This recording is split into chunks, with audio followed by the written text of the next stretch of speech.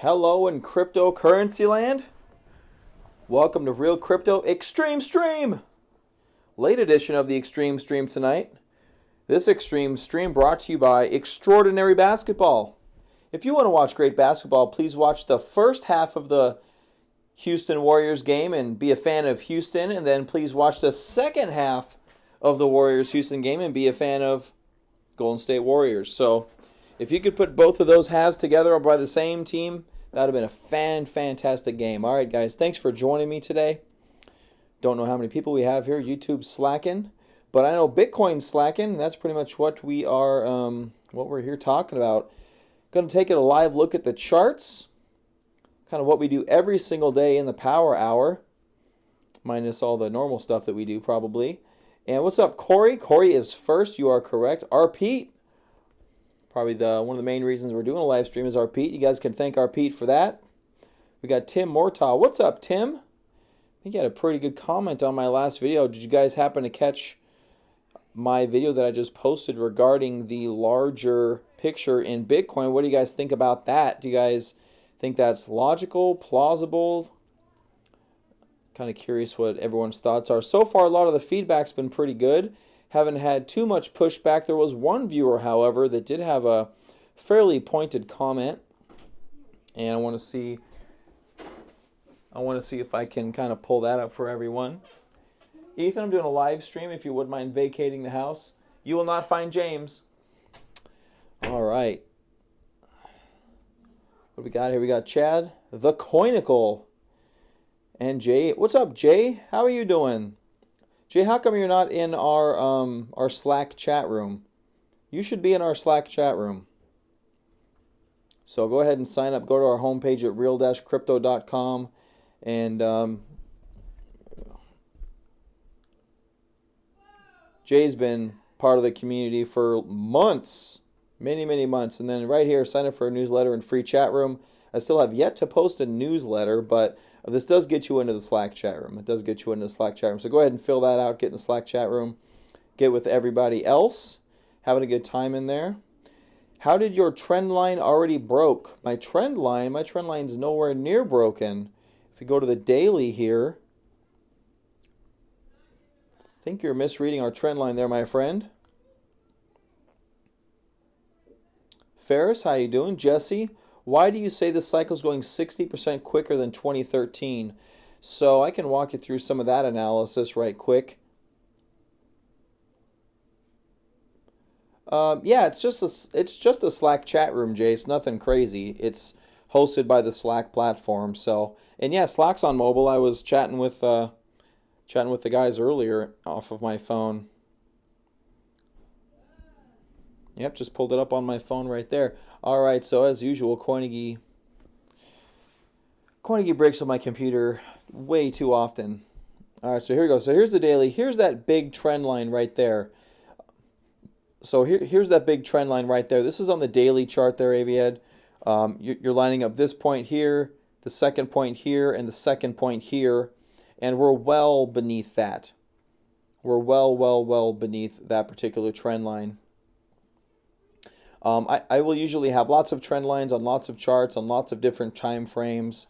So really the time frame is paramount there if you're looking at that. Yep, you've got that one too. Yeah, it's a pretty good one. Ever since we put in this 10,000 level, I was looking for something to line those two up with, and then you see that high, which is a pretty prevalent high. It came all the way back down here to 9,000, all the way back up to 13,000. So that is definitely a valid high point to respect. And with those lows gives you a very nice trend to the downside, which I think will more than likely be respected into the foreseeable future. If we do get a break of this trend line, I think it's a whole different ball game for Bitcoin. But until then, I think, at least me personally, I'm just going to lean bearish because there's no real rationale for us going higher from here. Even with all, look, we all know that there's going to be more money coming into crypto. We all understand a lot of things are going to happen within Bitcoin and cryptocurrency space. But on the flip side of that, guys, you have to also understand that we had this extraordinarily crazy high move that still needs to be worn off. We haven't worn that off yet. Now, whether it's warranted by extreme low prices or more of a sideways consolidation, that's yet to be seen, and no one can really give you any clue to that. My general feeling is that we have some lower action ahead, but that's a general feeling. And while that may still true to be correct or prove to be correct, it may also prove to be false. Who knows? But overall, with the 200 period average flattening out, rolling over, comfortable living under the 50 period moving average. Very aggressive lower highs. Keep in mind, this is a very extreme trend line in terms of a long-term picture. And then we have these lows are comfortable living in these lower areas. And so that implies that we're headed lower just from a price pressure perspective. All right, do you think we will break to the downside? I'm assuming of this line. I do think that we will. That is, again, just an opinion. And I really don't care much for opinions. But let the market action lead you. But I do think that we're going to break down from here. Most recently, I think this leg may come to a consolidation towards these lows at about 7,000. Now, a few videos ago, we talked about 7,200 being the next leg down in Bitcoin based off of this bear flag. And it looks like we've hit that. So now what we have to do is take a step back and look at the bigger picture. Wait for the consolidation, see how the behavior happens down here. When we had this low over here, I was expecting it to actually break down a little bit more. I was looking for a lower low. We did not get that. Instead, we got a big uptrend here. So we have to wait and see what happens here. Where we have this little consolidation over the past couple of days, just above this longer term downtrend, and that usually will lead to lower prices. However, it's a little short. You kind of need a few more days to really give you that base, that momentum to spring down from. Kind of similar to like, even though this base didn't work out, this was an extraordinarily nice base. We had a nice pullback, test of these highs over here, and this could have led to a nice springboard for higher prices. Didn't happen, however, just in the same way that this one didn't springboard into lower prices. So we'll just kind of have to wait and see how that happens right there. Hold on, ladies and gentlemen, give me a minute.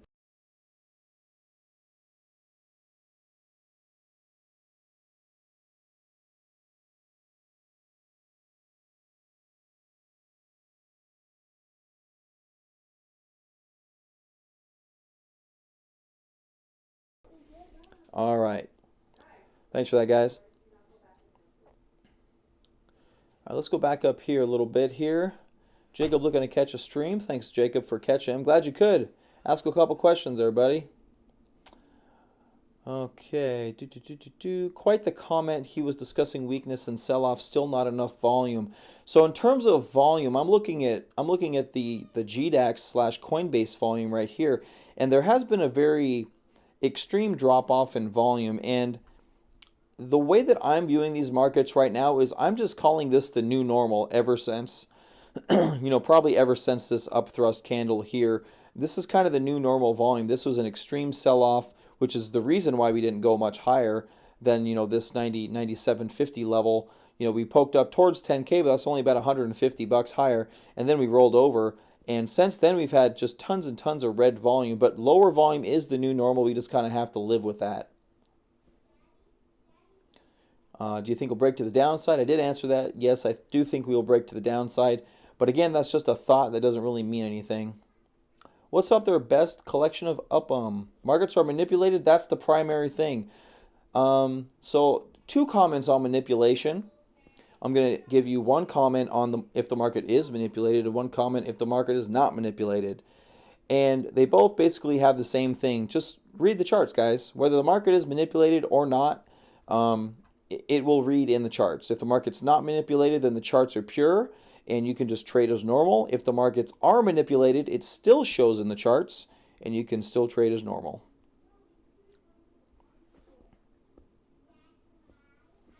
Ferris asks, down to where? So this is a little difficult. We have some history to take us. If you watched my prior video, we talked about in 2013 to 2014, the market came down 86% to its ultimate low, which puts us down right towards 27.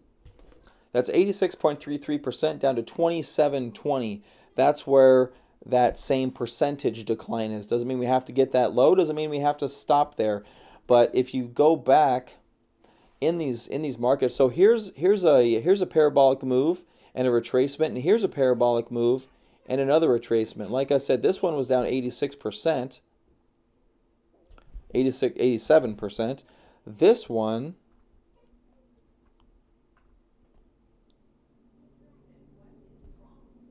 I think 83% or something like that. Oh no, down here. It's all the way down here. Yeah, 83%. So between 83 and 87%, that's what Bitcoin has done in the past.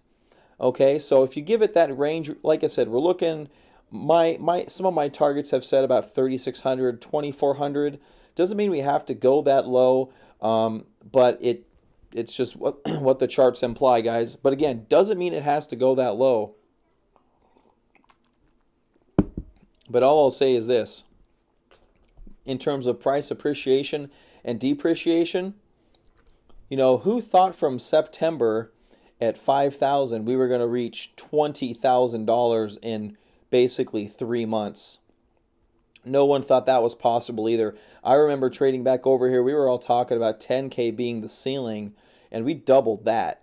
So, you know, get your FUD and your FOMO, you know, out of your head and just read the charts, guys. Just read the charts. Now, again, we don't have to go down there. If the charts imply more downside action and we're moving down, just keep going with that. If it looks like we're going to pause, then keep going with that. It's you know, a lot of it is a judgment call in terms of many of these parts, and that's why you have to stay involved in the markets, guys. This is a profession that takes years to learn. You can't really be taught this by textbook. Now, you need to understand how the game works, but in terms of actually doing it, it's a whole different ballgame. You definitely have to have the general feel, just like any kind of profession.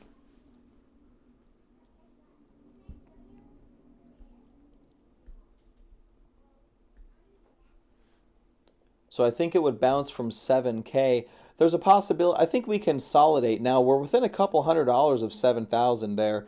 So I don't know if it bounces. Usually you get a bigger bounce off of a big down thrust, and we don't really have that here. It's just a slow grind lower. It's just a slow grind lower. So like going down to the lower term time frames, we've been looking at the 15-minute all day today because the moves have been fairly aggressive. And you can just see here we're comfortable living lower so far. We're just kind of comfortable. We have a bunch of lower highs, and now we had a bigger breakdown earlier today, or I should say just a couple hours ago. Earlier today we were in this consolidation. But yeah, we're comfortable living lower here. So I mean 7,000 is right here. It's not too far away, but I think we get a broader consolidation is more than likely what's due here overall in Bitcoin. Bought ETH at 720. Should I sell now? Keep holding.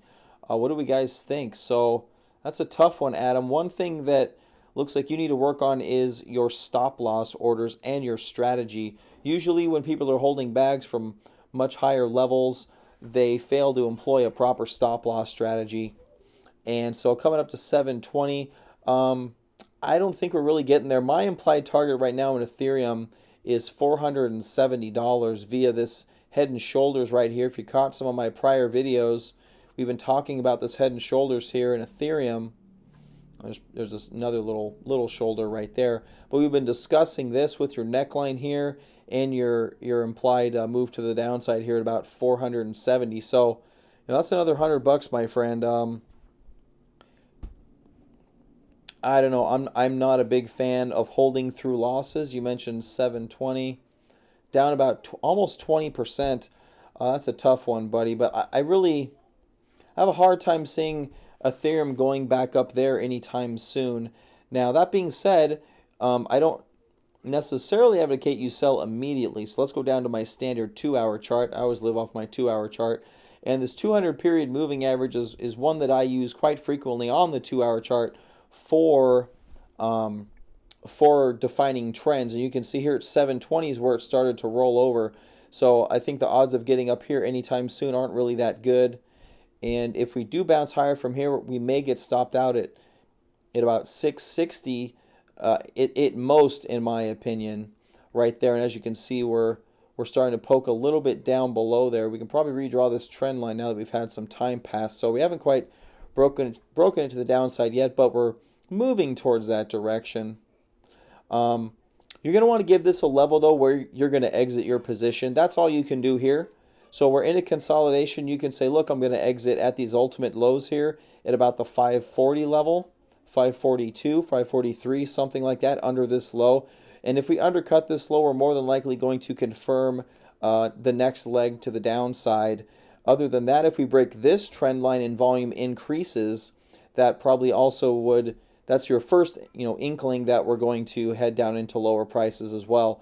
So there's a couple points here where you can look for weakness, and the more volume is going to be more indication of more pressure to the downside. So again, a little bit of a judgment call there, but usually this is how I would have approached this, to be honest with you.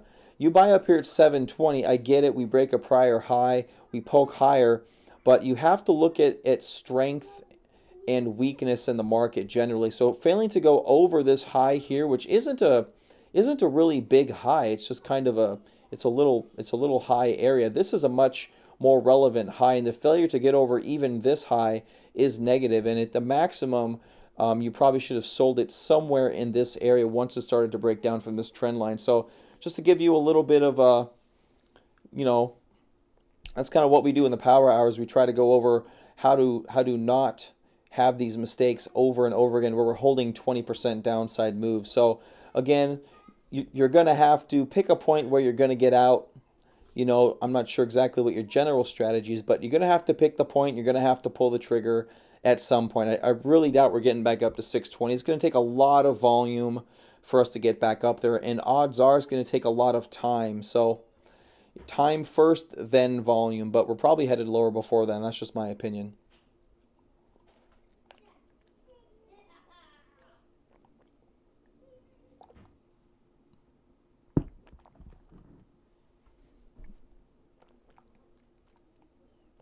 All right, thanks, guys. That was a bit of a water break. Aviat had a question. When you say break to the up or down, it has to close below the trend. Yeah, the closes are the most. Yes, if a bar closes below a trend line, as you can see here, there's many wicks in many directions, right? There's lots of wicks all over the place. The close is the best indicator. However, that being said, what I like to see for a possible change in trend or direction is, like, you see all these downside wicks.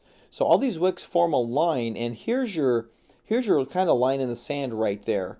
Right? Now if we get below that line or kind of below these wicks in the trend line, these are some horizontal signals right here that changes that basically indicates that the trend has changed.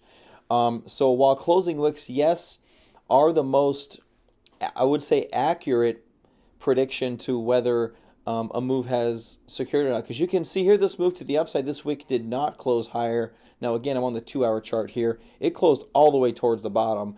But the price action there probably could have led you in that direction as well. So some of it is wicks closing, or I'm sorry, candles closing. Some of it is price action as well.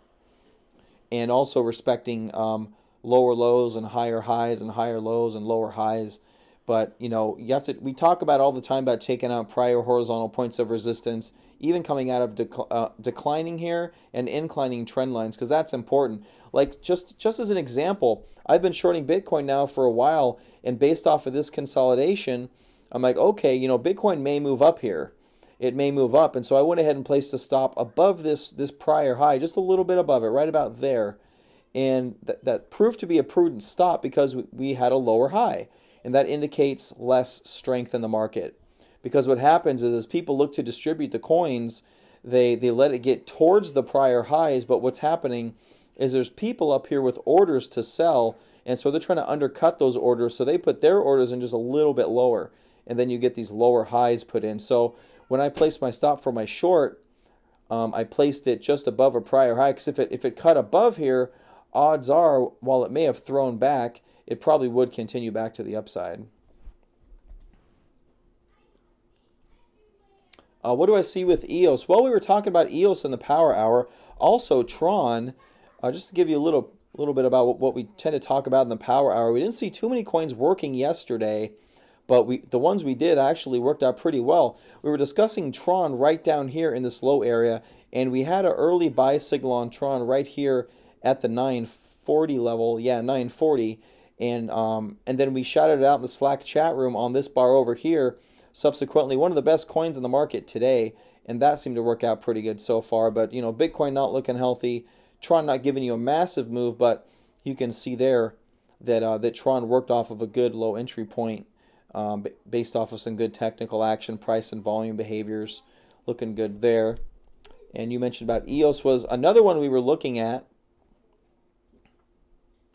What we've been talking about in EOS, so we have an upthrust here on higher volume. We were also discussing the other day this higher volume area down here, right here, kind of in this box. Okay.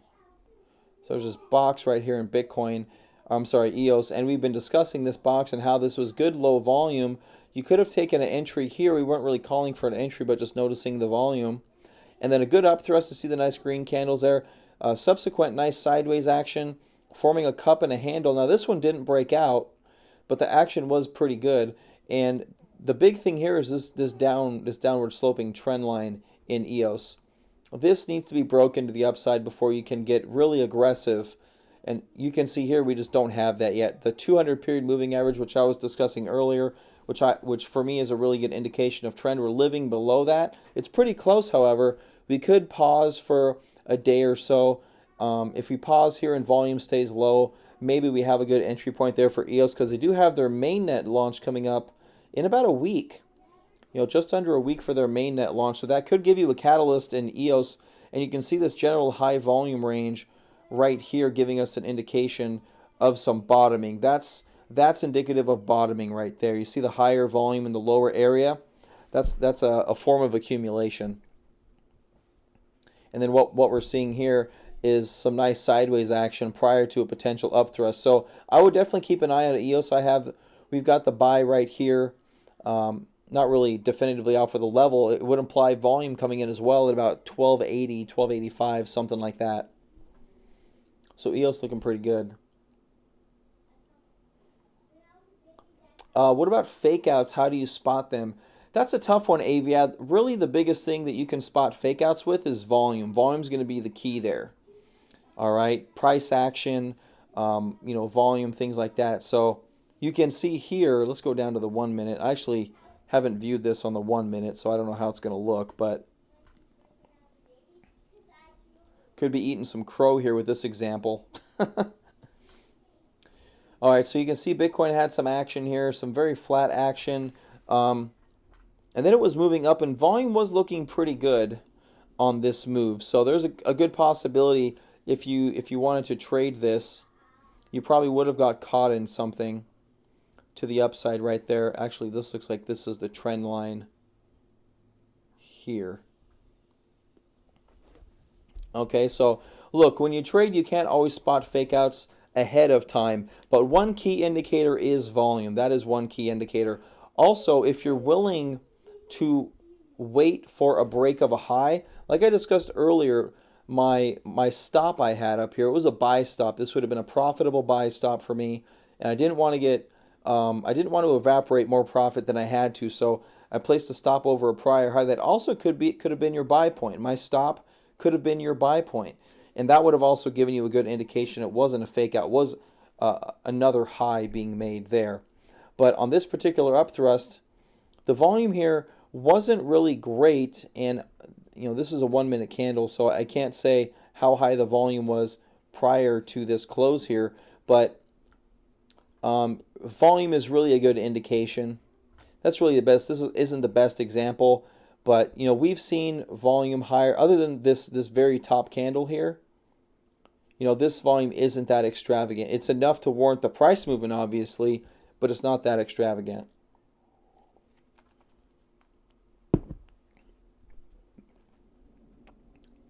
Oh, got a super chat there. Ted, what's up, Ted? Early wedding present. This was the easiest way to send you something, but I could figure out.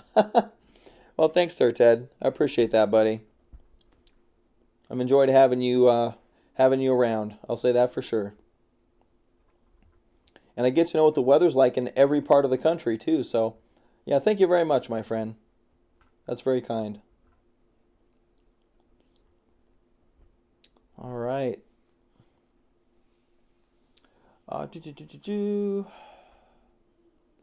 Silver News says hold your Eath. So there's another strategy too, just to hold your Eath. Nacho Man, what's up? How you doing?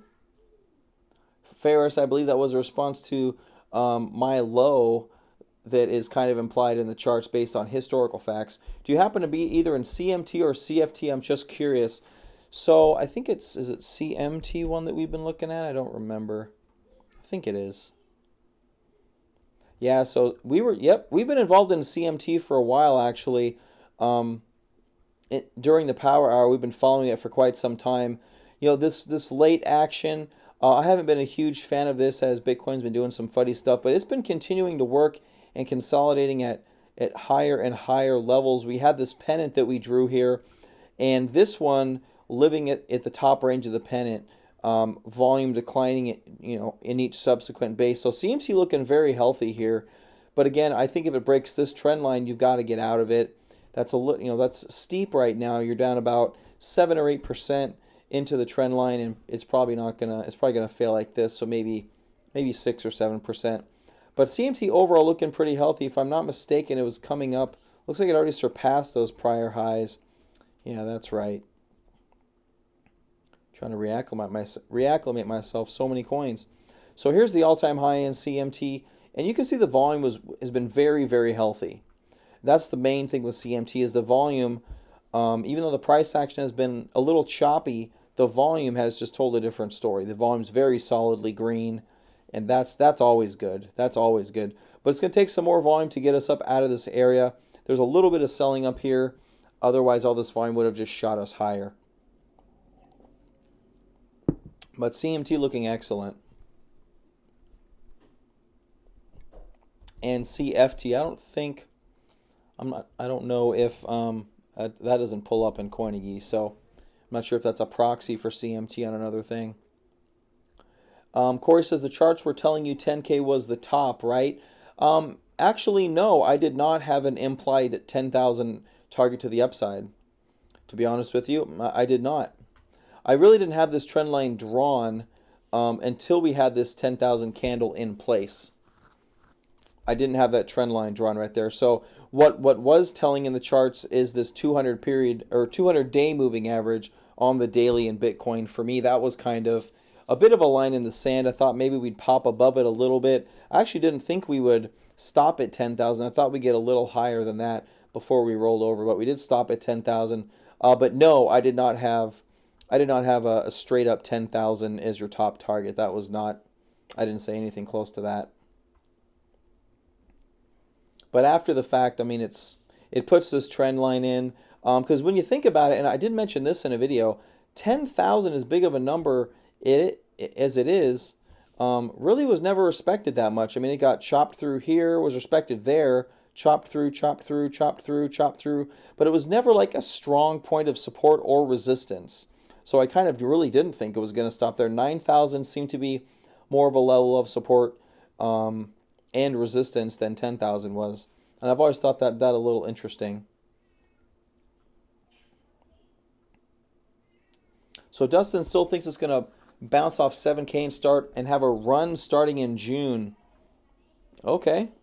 Yeah, a run could occur, but I don't think a run's probably going to get much past this trend line here. To be quite frank with you, I don't even think we're going to get to that trend line. It's just a thought I've got right now. It's kind of a theory that I have. But I don't even think that we quite get to this trend line again. I think we may consolidate, bounce a little higher, and then I think we're going to roll over sooner than a lot of people think. That's just my thought. I really can't place a bet on that, but that's my general feeling.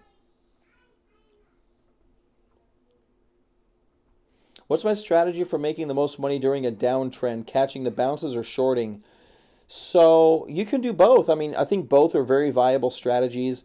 For me, I'm doing pretty good with shorting, and I was really practicing patience, to be honest. Like, I didn't partake in this bounce at all right here, even though we kind of telegraphed the bounce a little bit. I didn't partake in it at all. I kind of let that one go. I did trade this bounce a little bit, not aggressively as I probably should have, but you know, we made a good amount of money on the downside here, and we've done pretty good on the downside over here. So overall, I've probably done just as good shorting as I have going long, and it really just depends on your style. You know, it really just depends on your style. Shorting is a little bit different than catching bounces, though. Um, it's it really is turning trading on its head. Usually when you're buying breakouts, you have to be kind of patient, but when you're shorting, you don't want to be patient. You want to be extremely aggressive with your entries, and you want to be pretty aggressive with your profit taking, versus where going long, you can afford to hold the coin for a much longer period of time, because like when you're shorting, the max you can make is 100% to the downside, no matter where you are on the chart. But to the upside, I mean, you could hold here at 6,500. If you bought at 6,500, you could hold that forever. So, you know, shorting, you need to be more aggressive with your entries and your exits. But with going long, you have it's a lot more forgiving. So it's a bit of a different mindset. I do recommend learning how to short, however, because it should sharpen a lot of your immediate analytical skills, because you do have to be so aggressive when you put that position on. Shorting doesn't come naturally to a lot of people due to the fact that you're betting something goes down in value, and that just feels wrong to a lot of people.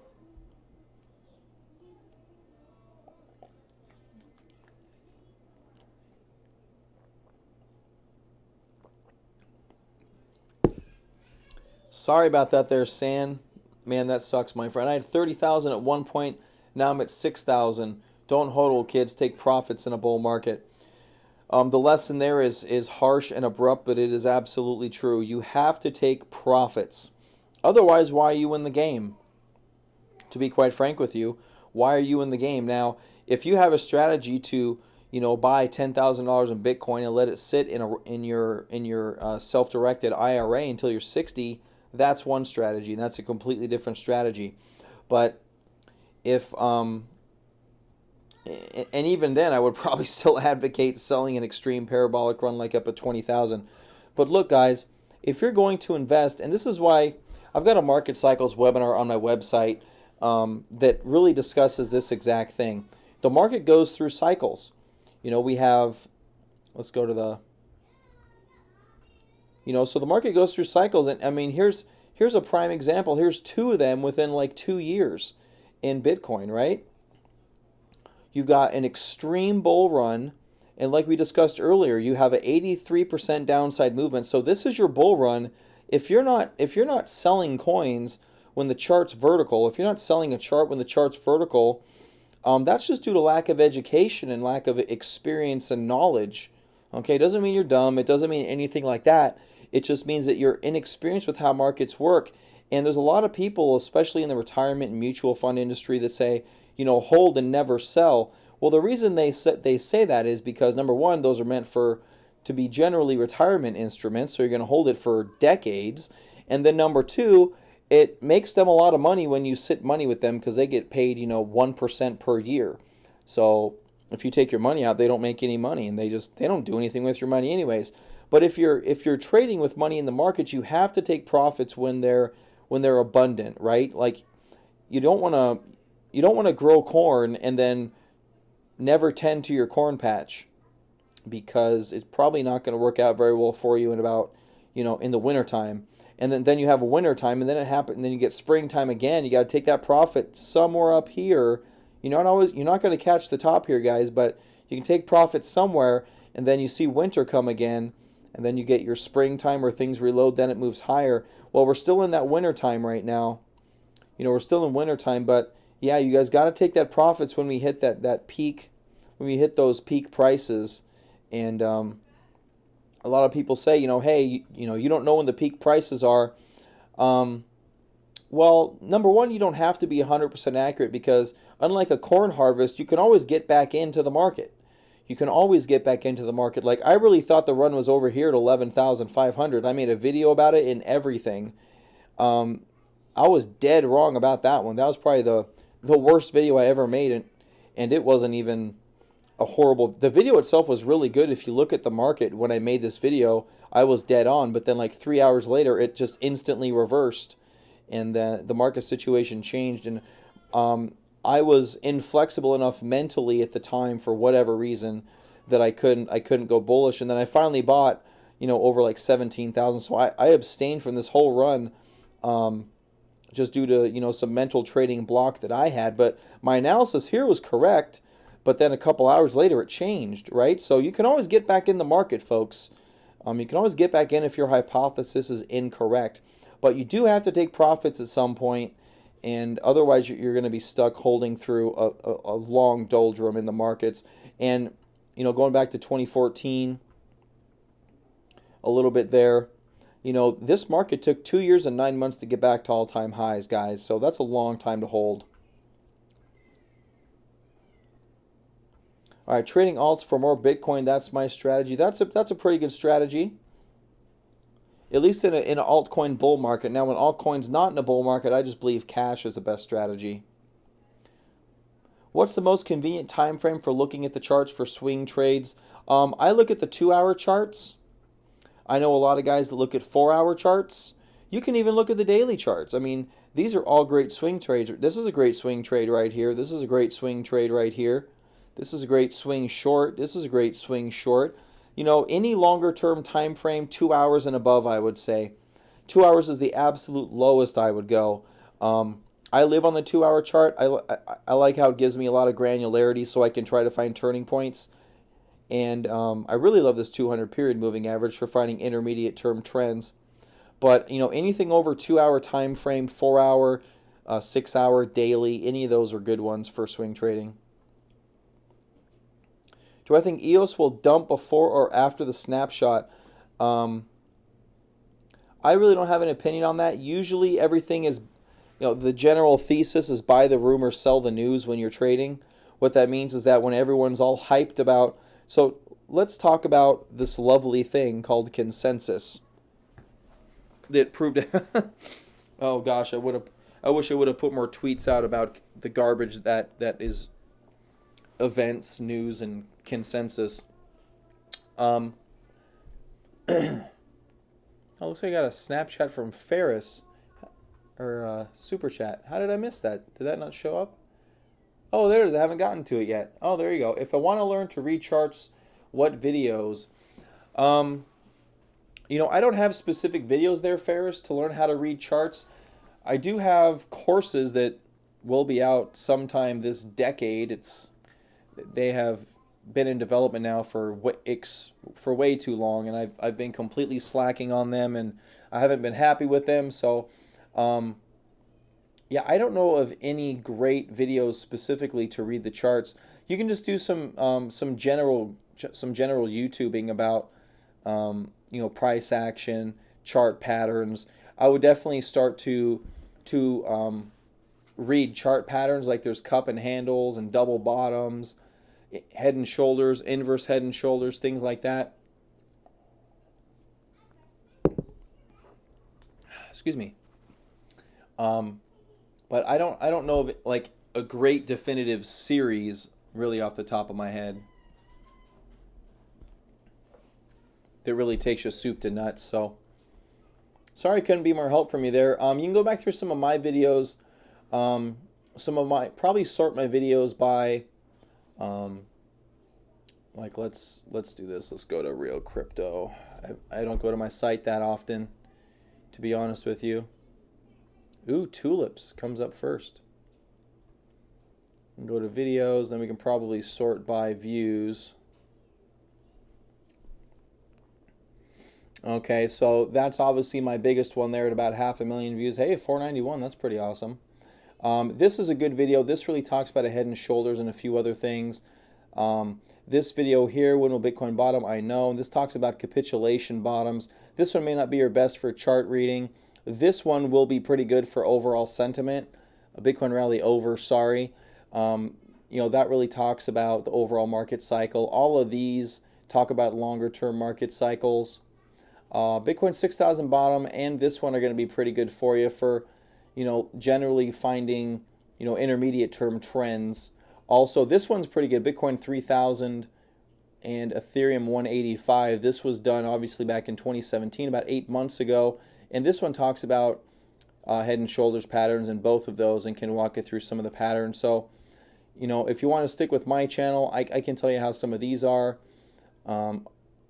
Doing pretty good there, but trying to think if there's... Ooh, this one's good. Watch Ethereum long-term signal. This will give you a great view for a longer term, kind of how to view things on a daily chart, right?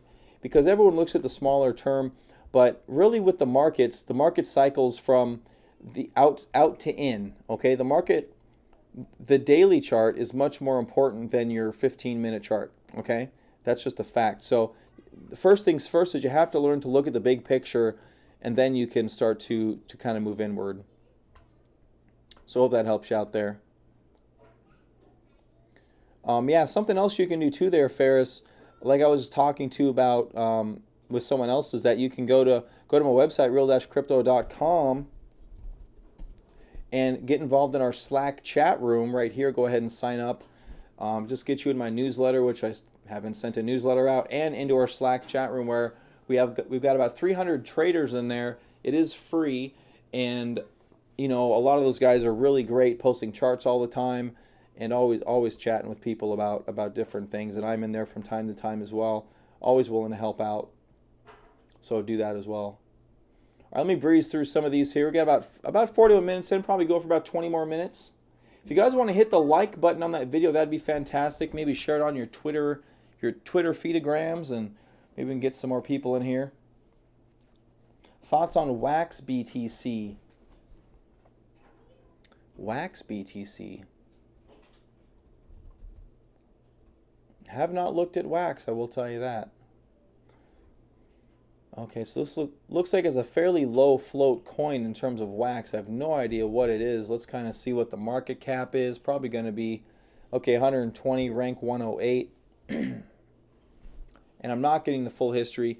So I'm not a fan of this.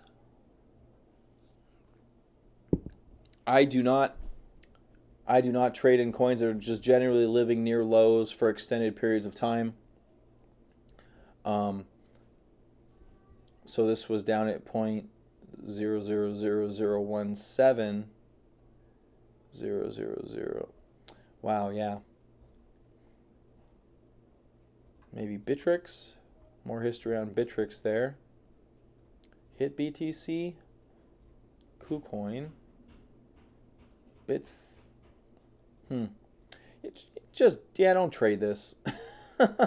Just don't trade this. There's a lot of other coins in the market that have a much better history and are not living at all-time lows. Guys, it's very difficult to trade in coins at all-time lows. They have a very hard time getting back to those all-time highs. So I'll just avoid that one. Can you do analysis of XRP on the daily chart? That we can do.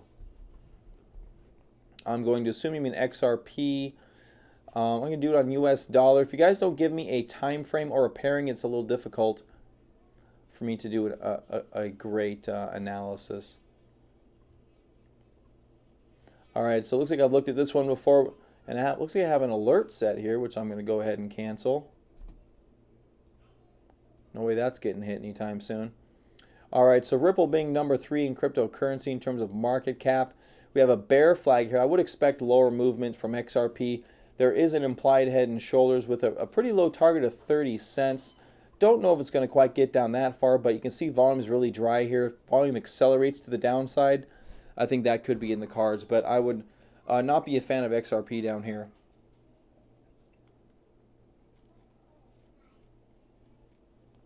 Is Bitcoin dead? Absolutely not. Bitcoin is not dead. Bitcoin is in a bear market. We all have to sleep sometime. As much as your work would like you to, you'll work for about 12 to 14 hours if you're a superstar, but then you eventually have to sleep. And, Bitcoin worked and now it's resting. Let it rest. You can't always ask your workers to work for you 24/7. Do I think there can be a bull run this year? I think it's unlikely. If I do, and if it does happen, it's probably going to be much later in the year, in my opinion. Now, my opinion will change as the market gives me more information, but right now I only have this much information. I don't have this information yet. So as we gain new bars and new information, you can ask me that question again, and I'll probably have a different opinion. But as of right now, it doesn't really look like we're going to get much of a bull market. I do think this is a very hard trend line right now. And even if we get past here, we still have the 200-day moving average to contend with, which probably will be another point of contention as well. So even if this does get negated, there's a big potential for this 200-day moving average to start curling over here fairly soon, and then that's going to be our upward resistance, because our 200-day moving average right now, if I can see it there, is 10,319. So it's $300 above this high. So pretty soon the 200-day will be below this 10,000 high, and then we'll probably have that as our ceiling if we even get past this trend line. Oh, Jay Diaz, I see. I'll get your question there in a second there. I'll say, so 12 is laddering buys starting at 69.70 trend line. Okay, there you go. Then it's going to buy again at the triple bottom.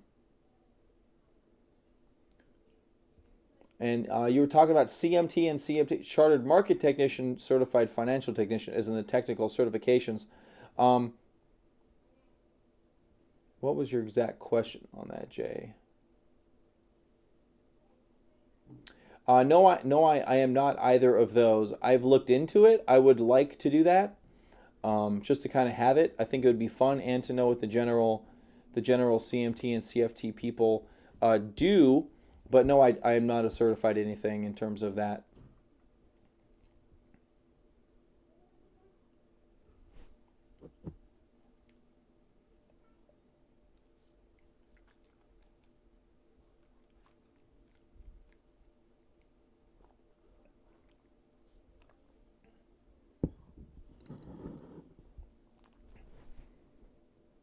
Do I trade penny stocks? I do not trade penny stocks. I tried it for a little bit, but not my game. That's not what I do. I'm basically a swing trader, so I like to trade for swings. We took this cup and handle and rode it all the way to the top here. That's what I like to do, right there. I like those moves. I don't trade penny stocks. Honestly, I'd much rather trade cryptos than penny stocks.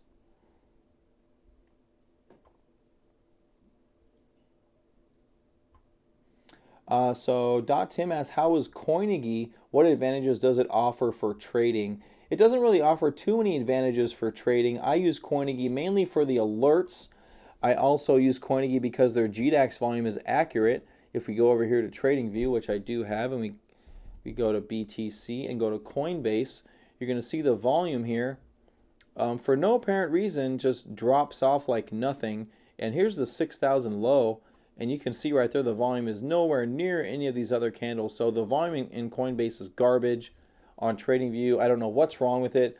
But if you look over here, this is the GDAX volume. And it looks perfectly fine. Have a nice big spike here at 6,000, as you should. And if you actually look at the GDAX and at Coinbase, this volume is accurate. I also think the charts look a little better. But, overall, it's been easier with Coinigy for me.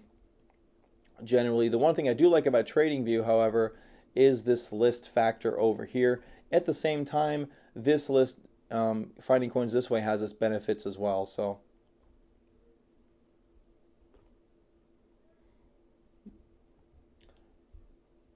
Ferris, you are correct. What do I think about Tom Lee's 25,000 end of the year prediction? Well, I don't know who Tom Lee is. In terms of his $25,000 by the end of the year, I think he's full of crap.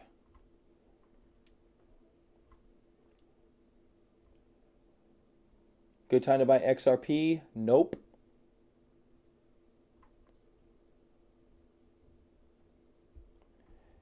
Sorry about that, Patrick, my man. Yeah, you got, if you guys find someone that you resonate with, it's nice. I just got to say that. It's pretty nice to find someone you resonate with that kind of makes sense to you. Yeah, sorry I didn't find you sooner, Patrick.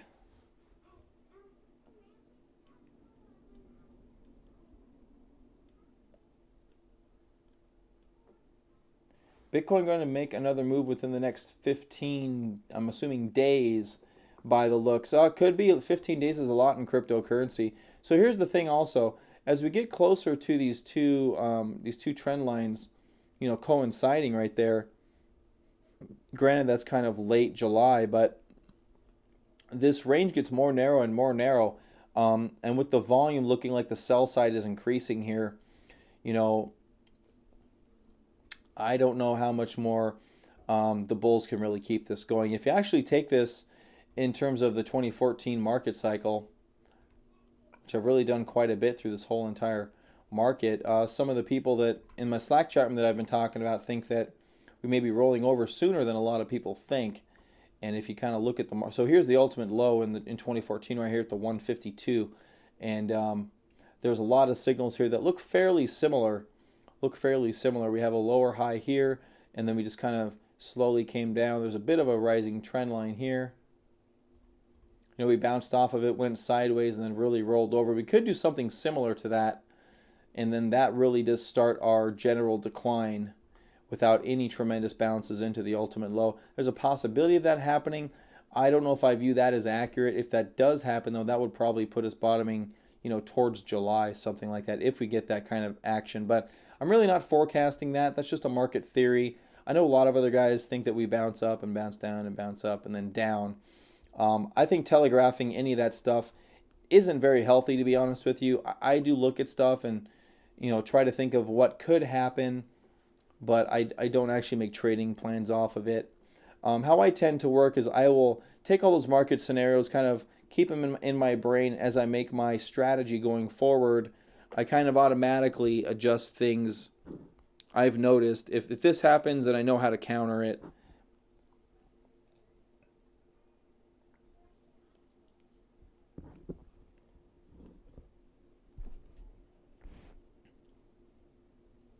Thoughts on REM, R-E-M. I don't really have many thoughts on REM, apparently. I can't pull it up on my chart there. $10 million market cap cryptocurrency. Looks like it's a fairly recent ICO. Hasn't broken out from its ICO high yet. Don't know anything about this. Not going to spend too much time on it.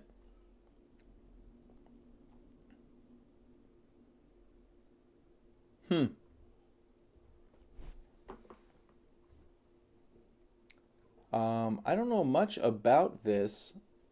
Actually looks fairly interesting, though. Maybe if blockchain can do something for passwords in terms of identification, maybe.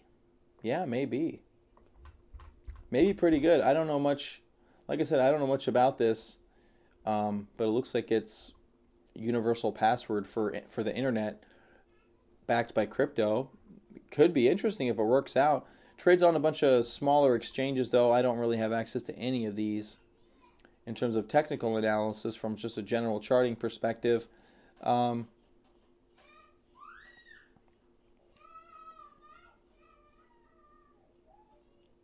not a lot to say here. It's not really at a buy point. It's not really in danger of falling off a cliff. I will just watch this one. If it really gets above this 20 million market cap level, probably, or not 20 million market cap, well, maybe, probably above this market cap at about 17, 18 million, then you may get interested in that Remy coin.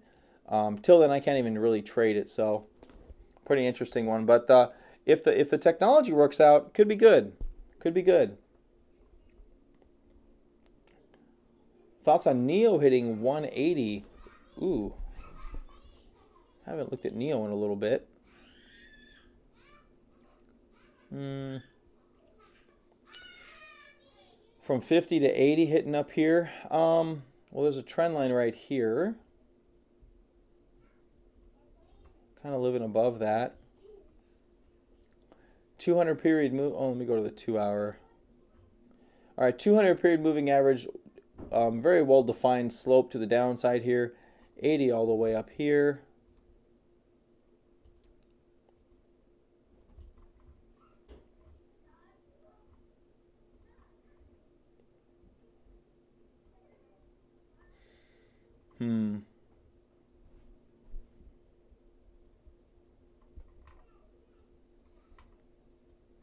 All right, so it's not really out of the realm of possibility. It's a little bit higher, 53% higher. You know, crypto can do that. Neo can do that. It is coming down to a prior level of support. You can see right, actually right, that should be the level of support right there. We undercut it a little bit here, and it is coming down to this support level. So probably could be good for a longer term hold or a potential bounce play. We'll have to wait and see what Bitcoin does. But you know, it's probably going to get back up there at some point. I just can't say if it's going to be in a month or in 8 months.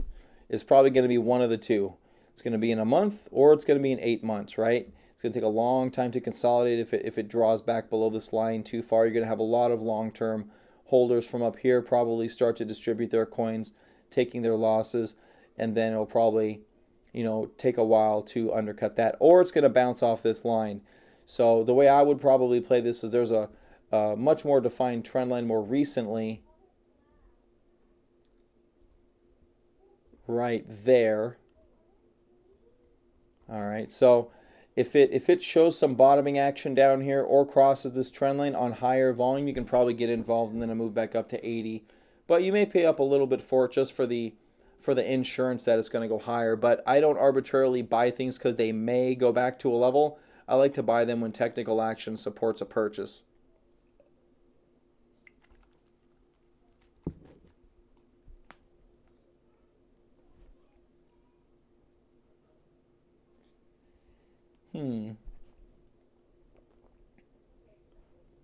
Looks like Nacho Man thinks we may bounce around quite a bit. So they're saying bouncing up, getting to... Do you think we'll high or low? Oh, okay, so high or low, then bounce up here to 8.2. You know, I don't know, Nacho. I don't really telegraph that often. I do like to kind of consider what may happen and see what could be strength and what could be weakness. So if we bounce off of this trend line right here, which is at about the, right now we'd have to get to about 7,000, 7,100. If we bounce off of this, then yes, we may, you know, we may go up and try to touch up here to about the 80, 8350, 80, you know, 200 level. I've got a different thesis though that we don't even quite hit that. I don't even think we hit that. I think this is extreme bearish action. The fact that we failed to go over this prior high and then subsequent extreme downtrends. That's not really healthy action in my books, and I just generally think there's no appetite for Bitcoin. So I think it's definitely gonna roll over. That's my main thesis as far as why we roll over, is the fact that people have just left the Bitcoin market, and then, you know, the more and more people I run into, the more and more bearish they're becoming, and so it's kind of becoming a self-fulfilling prophecy where Bitcoin is going to go lower and lower. And I was having a conversation with someone in the Slack chat room today a little bit, or maybe it wasn't today. Where was it? Anyway, I was talking to someone about, sorry, I just lost my train of thought there. Talking about higher lows. Lack of appetite for Bitcoin.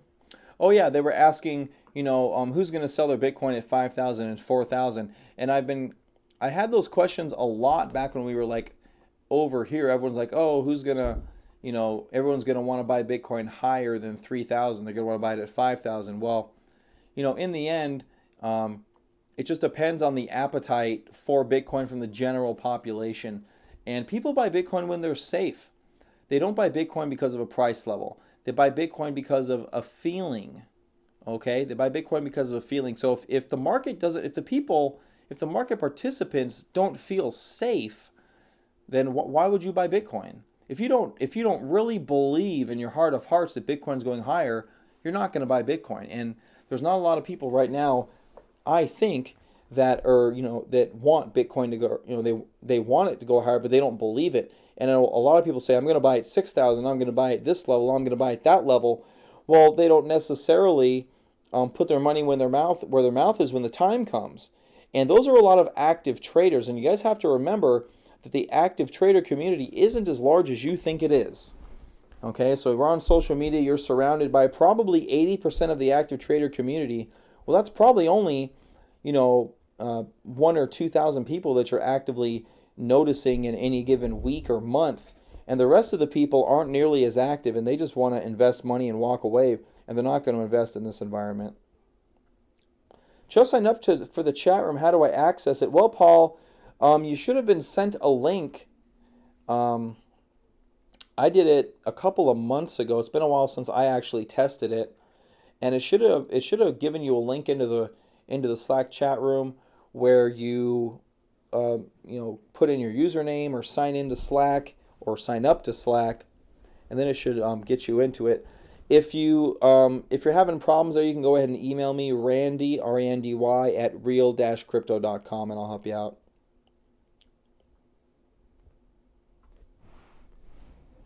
So Dustin's saying, Coinbase setting up for big investors to come and never had this much money to roll in.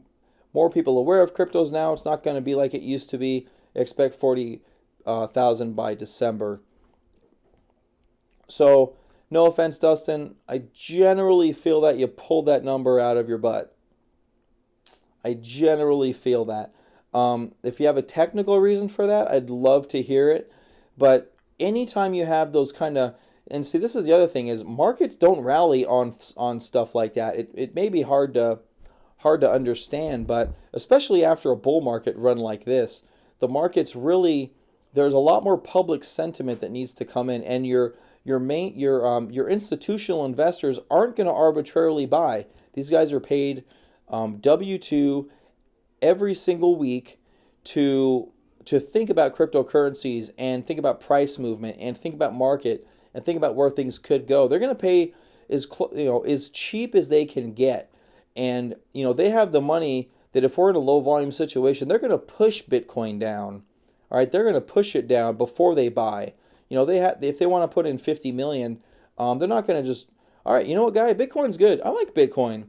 Do you like Bitcoin, Jerry? Dave, do you like Bitcoin? Jim, do you like Bitcoin? All right, just buy Bitcoin, guys. Just right now, go market buy $50 million of Bitcoin. It doesn't work that way.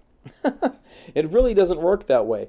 They have futures they can invest in. They're going to have other vehicles they can invest in. They're not just going to arbitrarily go out and buy $50 million worth of Bitcoin. They may even choose to diversify and mine. They could take 50 million and they could split it up 50-50 between mining and Bitcoin in the open markets.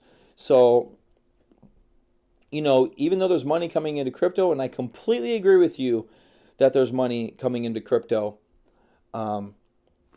it may not have the effect that you think it has in the time scale that you think that it's going to have. Like if you look at the stock market, stock market's a great example. If it's probably not going to pull up here, but the stock market's a fantastic example, guys. It takes years and years and years for moves to happen in the markets, and there's many billions of dollars. And yes, crypto is a smaller market, and I completely agree with you that when the big money steps in and they start putting money to work, it's going to be great. But it's not going to happen right now. They're not going to telegraph their moves to you, to me, to their competition, to the world, to their investors. They're never going to telegraph their moves. They're stealth buyers. They do it at lows. They do manipulate the markets to lower prices as best that they can. And in this type of market environment, they're not just going to buy right now. That's not been my experience as I've watched many market cycles occur. That has not been my experience. If I found coins in my GDAX at this point, would you hold them, be quick to sell them based off the market right now? If I found coins, if I just arbitrarily found coins, excuse me guys, need a water break today. Dry mouth today. I went through my whole glass of water here in like an hour. Yeah, if you found them today, I don't know if I would immediately liquidate them. Probably what I would do, let's see, about 20%. It's a little too much. I'd probably, that's a good question. If someone just gave me 10 Bitcoin or something, what would I do here? Well, first things first is I would look at my personal finance to see if I had any credit card debt, and I would I would sell enough Bitcoin to pay off my credit card debt. and maybe even my car loans, depending on that, that situation.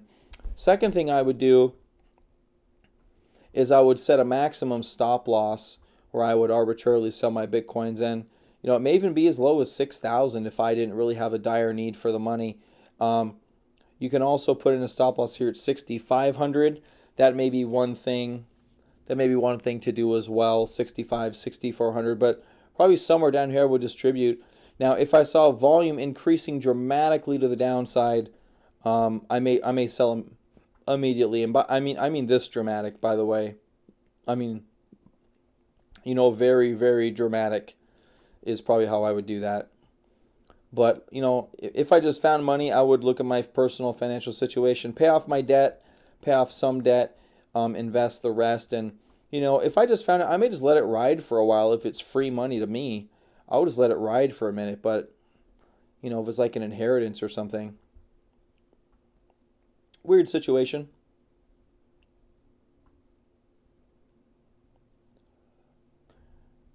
All right, let me see. I may have to skip down quite a bit here.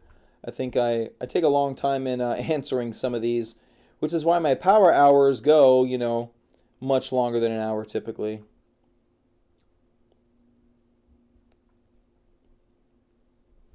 Yeah, weekly webinars. Yeah, I've thought about doing some. Webinars once or twice a week for just some general technical analysis education, because my courses are going kind of, ungodly slow in terms of getting done.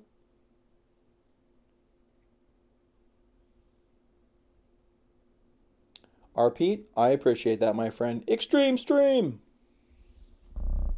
Do I recommend using trailing stops once you're in a profitable trade from a break even? This is mostly my way of swing trading with Bitcoin or Eath. I do think that trailing stops definitely have their place. Yes, I think that's a great way to trade, to be honest with you. There's different ways to do it, whether you're doing it manually or via straight percentage based on your exchange. But yeah, no, I think trailing stop losses are fantastic.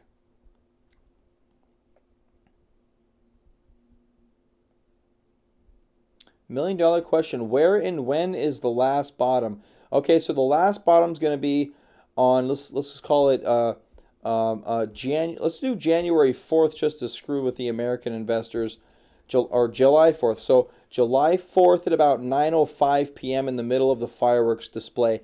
That's when it's going to bottom. If you guys don't know, that's professional sarcasm, guys. That is professional sarcasm.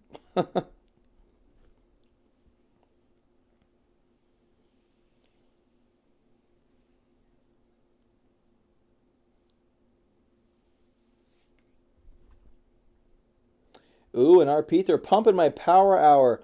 Actually, I should probably do the same thing every once in a while. All right, let's go ahead and pump the power hour. Just so you guys know, we do this an hour every single day in the mornings. If you click on power hour on my website, it's $50 a month. And, 7 days a week, we do 1 hour, usually an hour and a half every single day. We talk about the markets, we talk about trading strategies. We discuss all kinds of stuff. We have a lot of fun in the power hour too.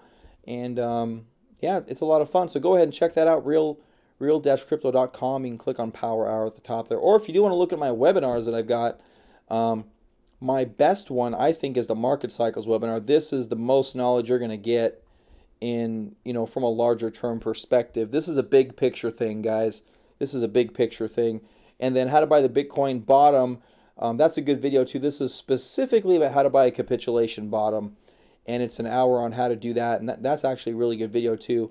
But really, if you're new to trading, you guys have to get the Market Cycles webinar, or try to get the information elsewhere if you don't want to pay the $22. But you have to know about market cycles, guys. You have to know about market cycles. Okay, I think Bitcoin going to run into June historically. Oh, there you go, Dustin. Now we're going to talk about historically. Bitcoin's going to run in June. Historically, June, November, December always run. All right, Dustin. All right, you've angered the god, the Trader's Almanac god within me. So, they talked about the Chinese New Year in January, right? Well, what was the Chinese New Year? January Chinese New Year. Let's go ahead and see how that worked out. Because every year for the past 5 years, it rose on the Chinese New Year, right? Tuesday, February 5th. Okay. So first it was the Chinese New Year. So right here, February 5th. So, I guess it did have a little bit of a run. On February 5th. Right there. Is that 2019? Oh, that's 2019. What about 2018? I thought the date was February 16th. Okay. So, February 16th. Okay, so this February 16th. And the next big one was, it wasn't a date, it was consensus. Consensus worked out really well. That was over here somewhere, I think. I don't remember exactly. But, ladies and gentlemen, the overarching theme is this. The overarching theme is this. Right? Let me really back out. Let me go log scale chart. I don't do log a lot, but let me do a log scale chart. Okay. This is a bull market. Right? That looks really bad. This is a bull market right here. Okay. This is a bear market. This is a bear market. The general theme in bear markets is we go down. The general theme in bull markets is we go up. What works in a bull market does not work in a bear market. All right? That's just a general rule of thumb. The reason why it ran every January is because we were in a perpetual uptrend for the previous 4 years. And that's what everybody was saying as we came into the Chinese New Year. First it was January, and then it was the Chinese New Year. Then it was consensus. There's going to be something else in a month or two. It runs in June every year. It runs in September, December. To be quite frank with you, there's really not enough Bitcoin history to say that we do anything definitively. I mean, with any kind of analysis. Now, if you were trading stocks and you want to talk to me about seasonality, we can definitely discuss how between October and May, so stock market, October through May is the most profitable time in the year. Sell in May and go away is a strategy that hasn't worked since 1980, but the most profitable, sell in May and buy in October. This is a definite thing in seasonality within stocks because it has decades and decades of history behind it, right?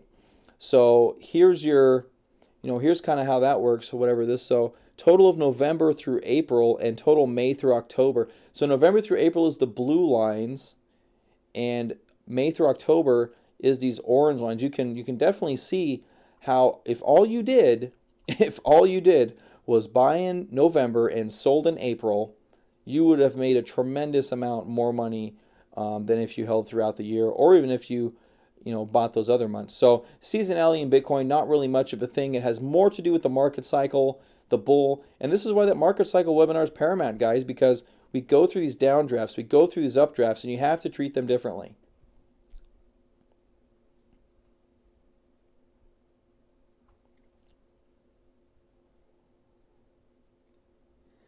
Hey, our Pete's been listening to the Power Hour. There you go, buddy.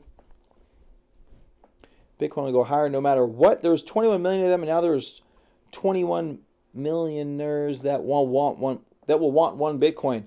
So I agree with you. In the future, Bitcoin's worth a lot more money. I absolutely agree with you. But this is trading. This is investing. As a technical trader, as a technical investor, I will not put large amounts of money to work until I have the expectation of a return. Okay, I have to have the expectation of a return. I was going to try to draw a trend line there, but that's not going to work out. There's no expectation here of a return. I don't know where the bottom is. Okay, there's no expectation here of a return.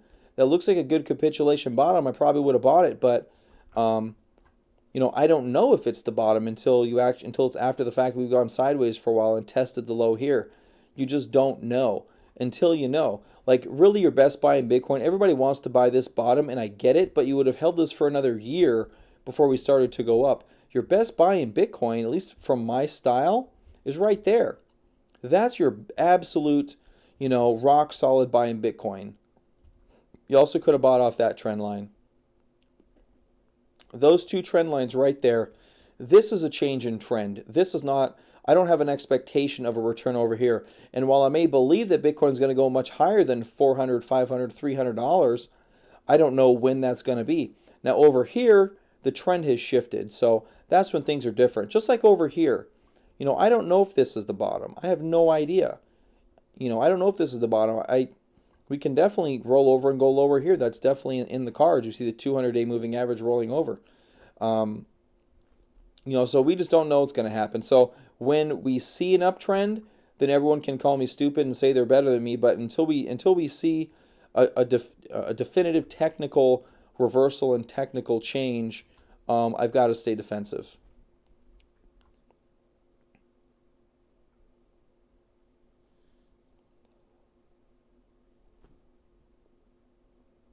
What price level will make mining useless? Well, my latest news that I've heard from people in the industry are about 5,000 for some of your general retail miners. From some of your more wholesale miners, I've heard 3,000. But to be honest with you, in 2013, the miners were mining in the negative, and they kept mining as much as they could. And so the price level is not dictated by the miners. Okay, they cannot dictate what the exchanges pay for Bitcoin. All they can do is try to raise or lower the transaction fees. So I don't really take mining into consideration much when I talk about price.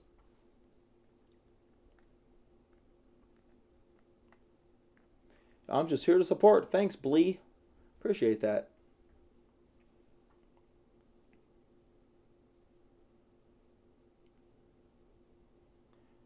Can you buy market cycle, buy coins? Yeah, if you want to get anything with, webinar or power hour, email me, randy@real-crypto.com. It's at the bottom of my website right there. Go ahead and email me there if you have any questions or want to pay by cryptos for something. That's fine.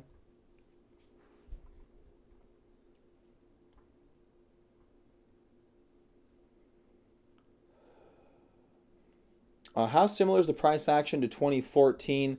So I just put a video out about that earlier today. You can go ahead and feel free to catch that video for more in-depth explanation. I'm going to get out of here in a little bit, guys. So, but yeah, I would check out that video. We are rhyming quite significantly with 2014. The overarching theme, though, is we had this immediate decline from the ultimate highs to the most recent lows, and now we have a less aggressive trend line that we're following here, and that's the same with the 2014 market, in my opinion. You can see right there's the very aggressive trend line, and then here's the less aggressive trend line. So I think we're going to stay underneath this less aggressive trend line until we hit our ultimate low, and whatever that level may be, I don't know what that level is going to be, but wherever that level is, it's obviously going to be under this trend line. Now, if we break above this trend line, we need to have a different conversation, but until that happens, my bias stays that we head lower.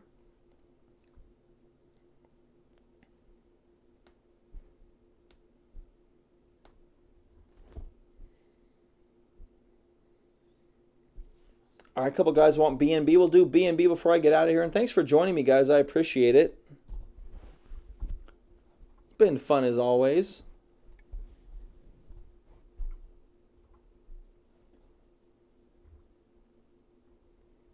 All right, so this is BNB USD. I'm not really enjoying this chart right here, to be quite frank with you. We pulled all the way back down to this bottoming level. There is a decent possibility. That we could go up off a bounce of this level, but coming all the way back down to it so soon, not really healthy price action. Yeah, generally not healthy price action for it to pull all the way back down into the base. This little flag up here should have held. It did not, and so yeah, I would be avoiding this right now. There's not a whole lot bullish around here. Again, if you get a nice nice bullish green candle, obviously that's going to take us higher for a little bit. But so far, most of those have been sold off, at least against the dollar. Now, I know against Bitcoin, it's been a little bit different. So, BNB versus Bitcoin, we have the stair stepping higher, and this looks a little bit better, to be honest with you.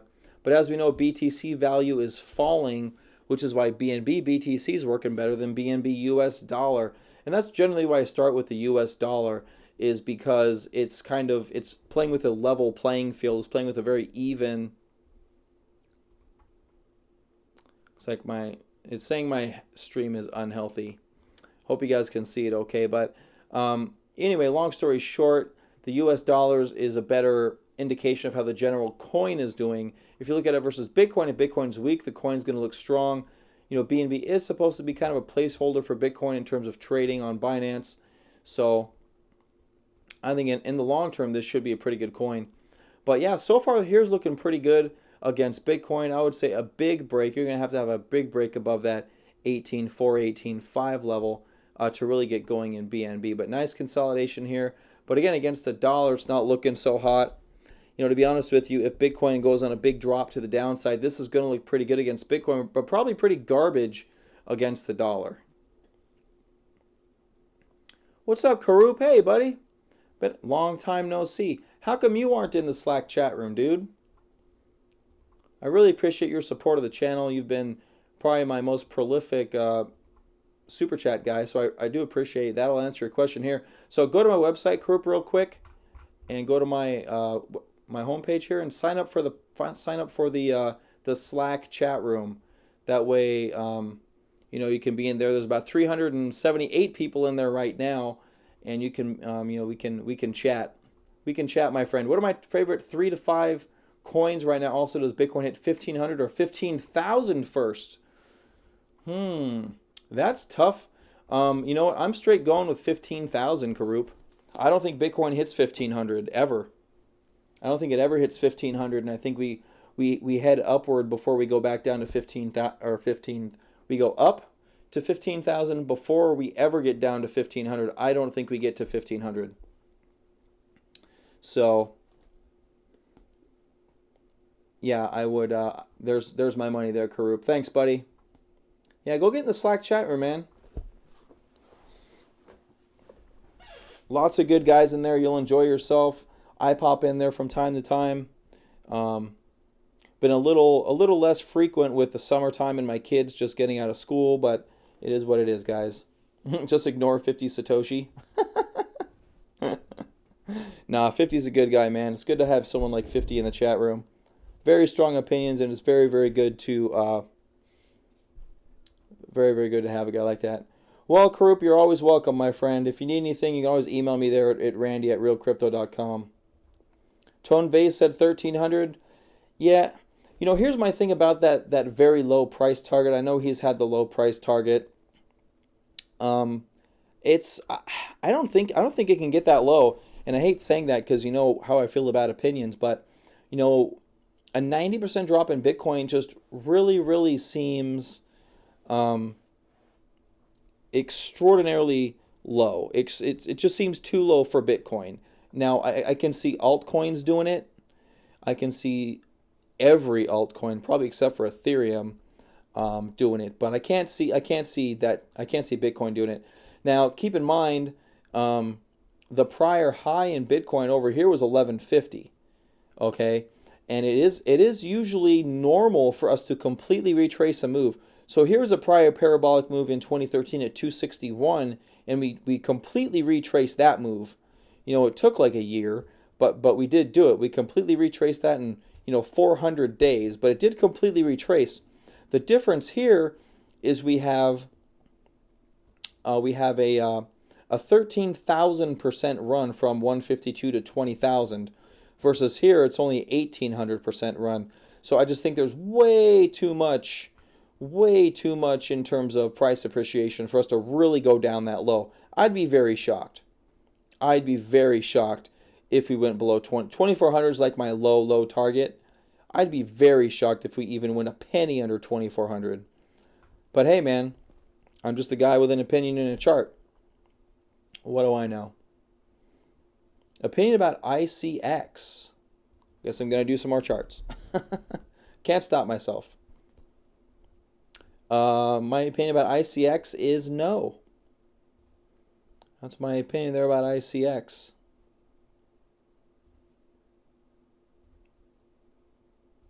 So it looks like we have a longer term trend line there in ICX, which is less aggressive. Still above that, which is fine. Living under the 200 period moving average on the daily chart, that's a 50 period moving average, is not very good. I'm just not a general fan of this chart. I think the general coin could be good, but right now this is an avoid for me. Can you do videos on how to make money from the trends in Bitcoin, please? That's a lot. That's a lot of videos there, Irfan. That's a lot of videos, my friend. That's a ton of videos. That's a ton of videos. So that sounds like those courses that I'm attempting to produce. Yeah,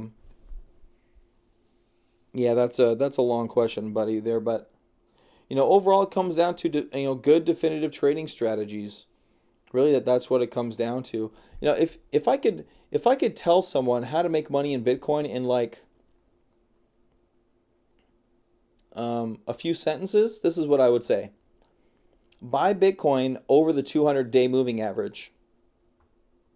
Sell half of your Bitcoin as it crosses beneath the 50-day moving average. Rebuy it back when it crosses back above the 50-day moving average. And then sell on a parabolic move. That's how, that's like 3 sentences on how to trade Bitcoin right there. Buy on a break above the 200 period moving average. Sell half on a break below the 50-day moving average. Rebuy on a break back above the 50-day moving average. And, sell it all on a parabolic move. That's pretty much all I got to say about that. So tough one. All right, Dustin, we'll end with your question here, but it looks like you and I would have some good debates. I do enjoy your questions. We do differ in opinions, which is fantastic, and I do thank you for staying here. Times are different from 2013. More awareness and more money coming into crypto. We don't even have 1% of the world's population in cryptos yet, and there's only 1,600 cryptos to choose from, and most of those are crap coins. All very, very good. All very good and very valid points. Very good and very valid points. But the only thing I will say, Dustin, to counteract every very logical point that you have said, is that human beings make decisions based on emotions. We do not make decisions based on rational theses. Okay? We do not make decisions based on rational thought processes. We make decisions on, do I feel that Bitcoin is going to give me a return? Do I feel that my money is safe with Bitcoin? The Zune, the 8-track were all superior technologies, but they were laughed out of the marketplace because of people's feelings about them. So while you are correct and others are correct that have mentioned similar things, we all forget a lot of times that markets are traded by stupid people, and a lot of them. And the more people you get in the market, the more stupid they are. And they act really stupid. So that's the only thing I have. That's the only comeback I have, because those are all valid points. I agree with every one of them. But in the end, stupid people trade these markets. And I'm sure you've come to this, Dustin. It seems like you have a lot of good things to say in the market. Speaking of which, Dustin, you get in that Slack chat room. We need more good people in that. We need lots of good people in that. Different viewpoints in the Slack chat room. But yeah, okay, now I remember what I was going to say. I'm sure you went through this thing, Dustin, where you suddenly became enlightened from becoming one of the sheeple. We all go through this process, and we all forget that other people are sheeple, right? We become the thoughtful ones. We become the ones that understand the technicals and the fundamentals and how things should work. But keep in mind that 99, maybe 90% of the people that trade these, don't think the way that we do. So, all right, guys. Yeah, chat room, my Slack chat room. I've been talking about like 5 times. So go ahead to real-crypto.com. Sign up for my newsletter, which I've never sent out, so you're not going to get spammed. Tim will attest to that. I've never sent a newsletter out. First name, last name, email. I don't ask for too much information. I just want to know who you are. And you will go ahead and get a link into my Slack chat room. And I'll show you the Slack chat room right there. There's our Slack chat room. We've got a couple different channels, but, breakouts, buy points and charts. Some people that like to talk about Elliott waves, I've sequestered them. And news and rumors, random. Got some fun stock, some fun stuff in here. But yeah, about 380 people in here. There's usually about 20 to 40 people at any given time, but it's a lot of fun. You know, feel free to sign up for that. You obviously have a lot of good things to say. Am I leaning more towards bull or bear breakout? I'm leaning bear personally. I'm leaning bear. I don't know if it breaks down right now. It could, because I kind of have this thing, like everyone expects it to bounce here. Even me, even I kind of expect it to bounce here, but sometimes the market does what you don't expect. So I kind of think that we may just head lower. EOS. Yes, I'll look at EOS, and I'm finally going to leave. Go get another drink of water because I emptied my water. We'll look at EOS for 2 seconds, and I'm going to get out of here. Oh, yeah, Dustin, go sign up for that, man. You got some good things to say. I'd love to, you, 50, or Pete, myself, Cheyenne, Crypto Ted, a lot of the other guys in here that are just very active. We talk about a lot of good stuff, man. Straighten each other out. It's really cool. Yeah, so we talked about EOS earlier in the extreme stream. And what we discussed was that, at least versus US dollar, we have an area of accumulation down here. And if we stay higher like this and can break out of this trend line here, then EOS probably will be a good buy. Into the mainnet launch in about a week. So it's going to be a little interesting to see what happens there. Sorry, I'm getting pretty parched here. But EOS looking good. It's not in a buy area. If you like to buy low and don't mind taking a stop loss, you can probably give yourself... Actually, right now is not a horrible place to buy EOS. You got about a 2.5% stop loss. This is exactly what we do in the Power Hour, actually.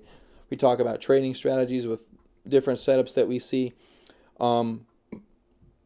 Excuse me. But yeah, so you got about a 2.5% to a natural stop loss right here. So you can probably anticipate maybe taking a position pretty quick here if you're willing to give a trade 2.5%. That would be a very aggressive stop loss. And if we go much lower than this, we'll probably do a deeper consolidation. So you can always get back in. You can always get back in here if it does undercut you. But I think EOS is probably going to do pretty good. We do have the mainnet launch. You're probably going to have a last-minute rally as people trying to accumulate coins for the EOS mainnet launch and the token swap. So this could be a pretty decent place to get some coins. So, all right, guys, I'm getting out of here. I'm going to go get a drink of water. Thanks for joining me. Appreciate it. I'll see you guys next time in the Extreme Stream. If you like what you've seen, please feel free to check out my website, real-crypto.com. We do have the Power Hour where we do this every single day, and we'll be doing it tomorrow, which is a Sunday. Yes, we do it on Sundays too. And all right, guys, thanks for joining me today. Have a good one. Happy Bitcoining.